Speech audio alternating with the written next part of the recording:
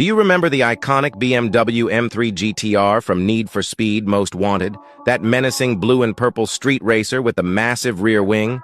Well, despite being a video game car, the M3 GTR actually has some interesting real-world origins. You see, back in 2001, BMW built the M3 GTR to race in the American Le Mans series. The 4.0-liter V8 powered beast was built from the ground up as a dedicated race car. Only 10 road-legal versions were produced to meet homologation requirements. With over 450 horsepower on tap, it was a force to be reckoned with on the track.